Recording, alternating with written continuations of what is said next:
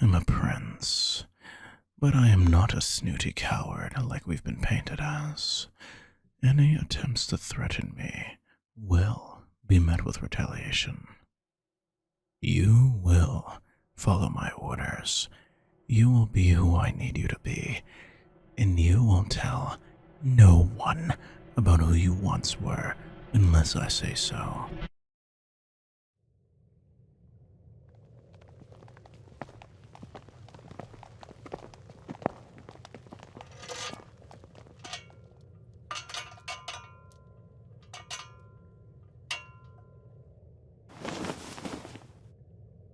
Ah, there you are. Don't let the cloak fool you. I am not who you think I am, but I know precisely who you are. Recognize this. The mask of the self-proclaimed mythical magpie. That name made me laugh the first time I read it, but you gave the knights and guards of this kingdom no reason to laugh as time went on. The Blades of the Moon were a scourge to this kingdom, and as one of their most successful thieves, you contributed a lot to that. A man could buy 3 mansions with the collective spoils of your heists, and my captain tells me no one could make escapes half as fast as you did. In a strange way, your cunning led to gaining fame in this kingdom, whether it be infamy or otherwise. The magpie made people anticipate things never anticipated before. It's impressive. Or, it was impressive.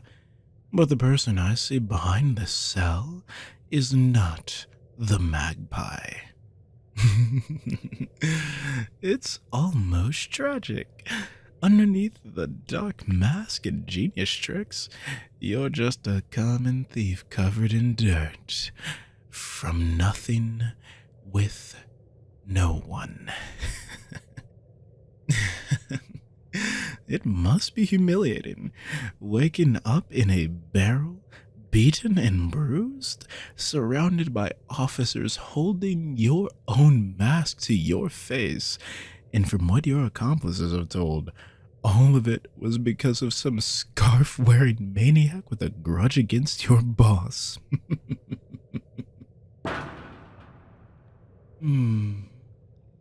My.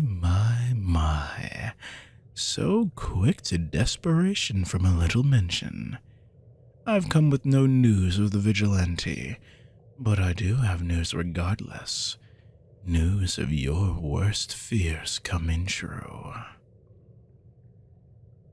Most of your allies have died.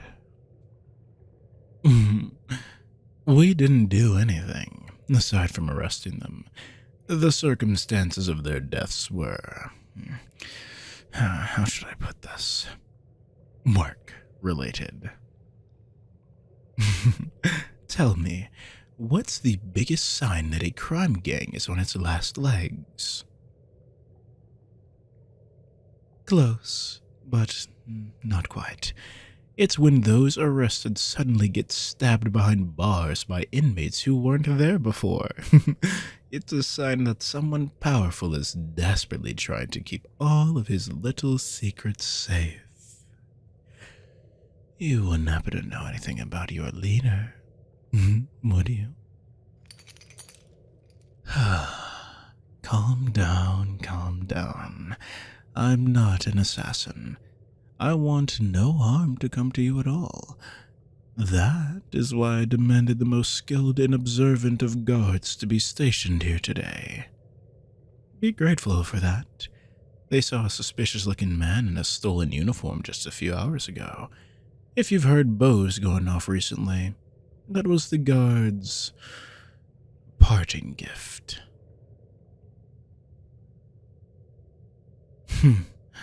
You are not going to trust me until I take off the hood, are you? Very well. It is just us and the guards, after all.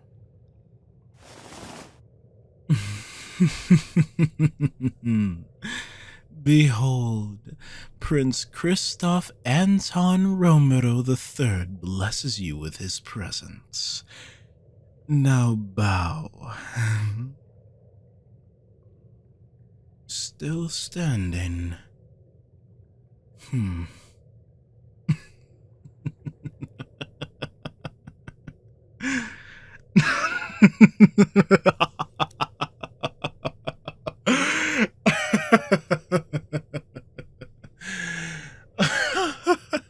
You will learn how to treat royalty. Your life depends on it. My apologies. Damp places like this make me irritable. Now, as for why, do not interrupt. Yes, you did steal that jewel, and any other noble would have buried your cell's key for that. But I am not every other noble. When that thief wearing a bird's face graced my palace, others saw a rapscallion snatching our own history away from us. But the way you moved, your confidence, I can't quite describe it, but I felt something else. That's why I know so much about the magpie, and that's why I traveled so far to such a dreadful place. Not for that jewel, but for you. Allow me to be the key to your freedom.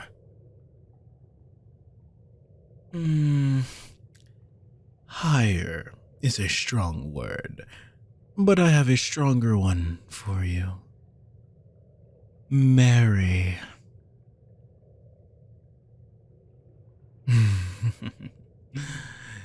Indeed. The idea formed a while after I started keeping track of you, and once I learned who you really were under that mask, the marriage form practically signed itself. Oh, I could absolutely be married to someone of my high class. That's the problem. Next year, when I'm 24 years of age, my father wants me to be shipped to our northern neighbors and wed to the future queen of that nation. I have met her in person, and she is quite nice looking, but there's so much more than a pretty face to consider.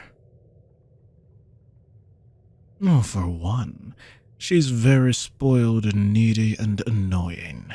She barely lets me control the conversation, and she relies on her servants for everything. And most offensive, she went to my palace and had the gall to insult my decorations. Mine! The ones I specifically picked out to my face.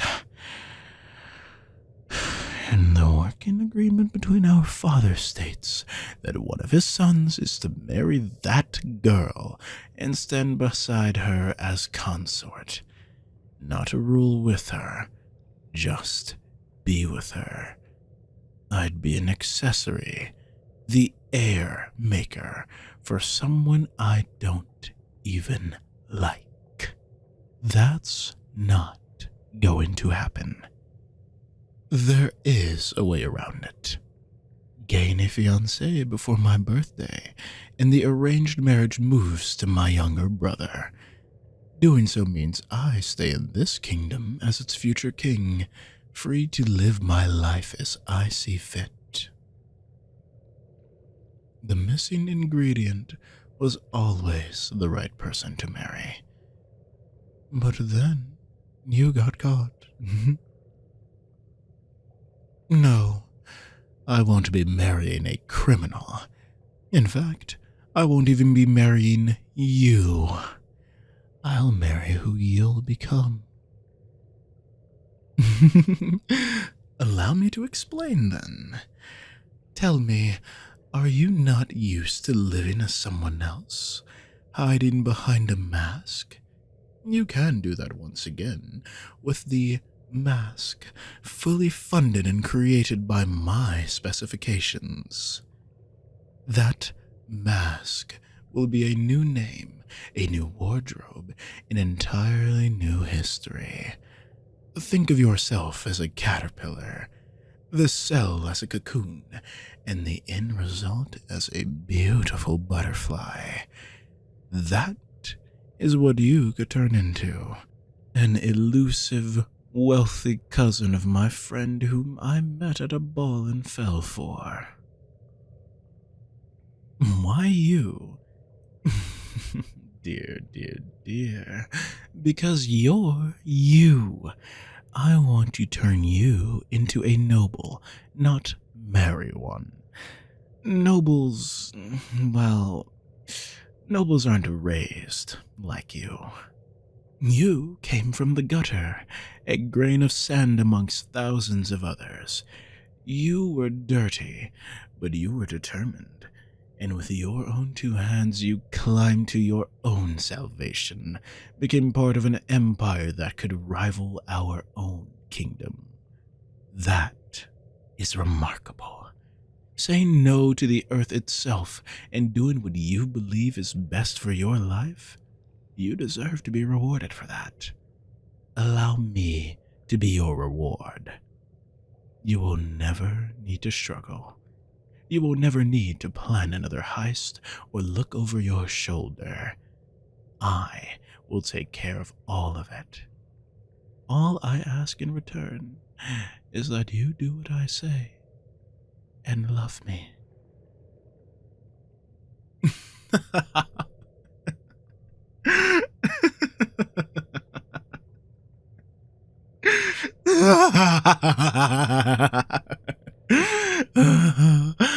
Or what? Are you hearing yourself? Or what? The or is that I leave. Are you concerned I'm going to threaten you with harsher punishments? Bring you even further down? You're in a grimy dungeon in the middle of a dark forest. The only down is death, and even that's debatable. You have no reason to refuse me. So, do you accept? A valid question, I suppose. Yes, the mythical magpie, as the public knows them, is unfortunately set to die a very painful death. Remember when I mentioned that assassin? I should have also mentioned that he died believing his mission was accomplished.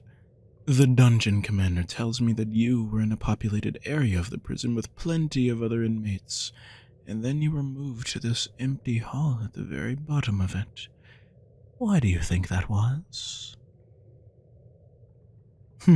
No, the opposite of punishment, in fact. I ordered a criminal matching your description to be placed in your cell, and you can guess what became of that criminal. You're welcome, by the way. We can take the corpse of your double, have it half buried and burnt, and then place the assassin's own corpse nearby. The public will believe that he died in the middle of your disposal, and that elusive noble Prince Kristoff fancies just so happens to look similar. It might be sad to have your allies believing that you're dead, but there are benefits. No one will look for you. You can have anyone believe anything about you, and you can see who will attend your funeral. It's a death to be envied if you ask me. The alternative is dying alone in here. Let this be your final answer. Perfect. Eugene, open the cell.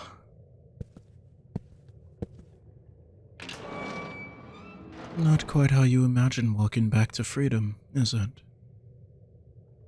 Before we walk out of this dungeon, I'd like to establish something.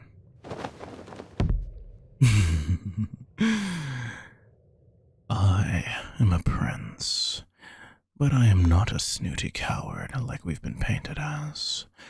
Any attempts to threaten me will be met with retaliation. You will follow my orders. You will be who I need you to be, and you will tell no one about who you once were unless I say so. 6 others in total know about what I did, and only because they are undyingly loyal to me. You'd better fit every single definition of undyingly loyal as well as they do.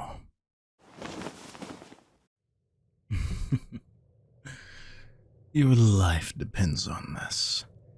If you understand, then kneel.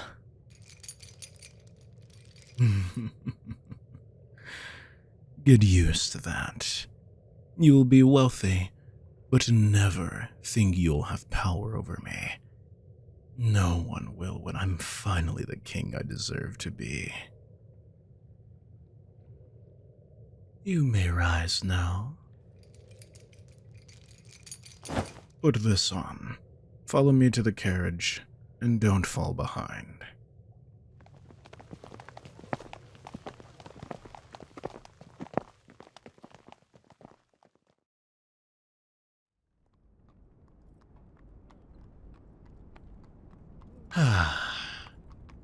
How excellent. Tell me, have you ever ridden in a carriage such as this? It's nice, isn't it? There are spoils just like this one waiting in your future life. Our first order, then, is your new name. Any suggestions? Something you've always wanted someone to call you? Too short. Try lengthening it. Now you're getting it. Given time, it'll be inconceivable that you were ever a masked thief. What was it like living the way that you did? It's a world I was unfamiliar with until recently. Really? I can see that. Pulling the strings to make this all happen was complicated enough. Doing it that many times a month sounds exhausting. And speaking of exhaustion, that describes you perfectly. Not a lot of food lately? No worries. We can fix that. Sleep right here. The arrest and the dungeon will seem like a bad dream.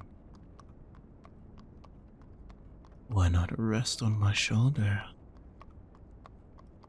Because you're tired, that's why. Yes. From pinning to a wall to soft flirting, I can see why you're suspicious. Well, it's because I want this to be the status quo with us. I stand by what I said back there, but understand that it's out of necessity. I want us to live happy lives together until we grow old and pass.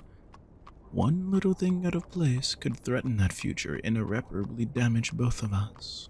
That's why you'll be under my protection, as mine. It sounds degrading, but I fully believe that it'll be the perfect life for us two. It'll be powerful and you'll be loved and fed.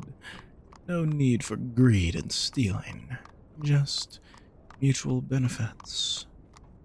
Love. In a strange way, you'll officially be a different person once you exit this carriage, meaning that the thief that I fell in love with dies here. Why not spend your last moments as a criminal resting with royalty? That's the kind of death people kill for.